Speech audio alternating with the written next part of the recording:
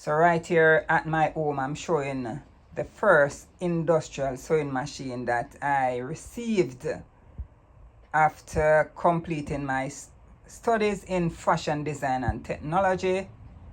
And this is at my home. So I have two machines right here at home. Which fashion designer doesn't have a machine at home? I want to take them from home and bring them to the studio, but it's just a matter of time.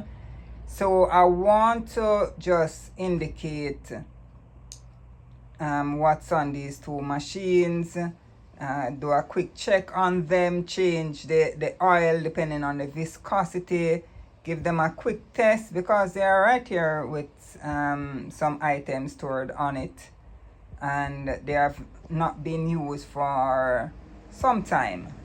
So let's walk over to this one. So this one, I attached a roller foot on it and remove the regular presser foot. Right, so this is when I'm sewing leather or those kind of material. That's an award I received. That's my name right there. All right, what's a little pearls and gems, tape measure, pin cushion, my standards book for clothing, my scissors gifted to me by my mom. This is right here. I haven't brought it to the studio. I'm so in love with this scissors. It's chrome and silvery and nice. All right, this machine, just the regular presser foot there.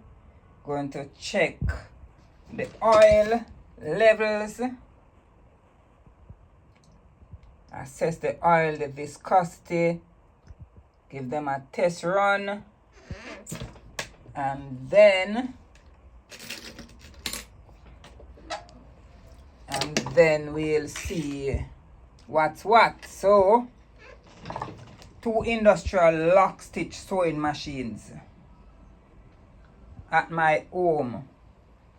Soon to brought them to my studio, but here they are, and I haven't sewn on them for quite a while, but I will be testing them today. Yes, this is a DDL 8700. This is don't remember this one, but I think it may be the same. Don't quite remember. Right.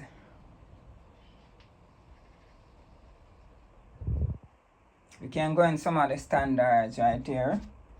I use the international standards along with other standards for garments, fabric labels, and other ISO standards that are required.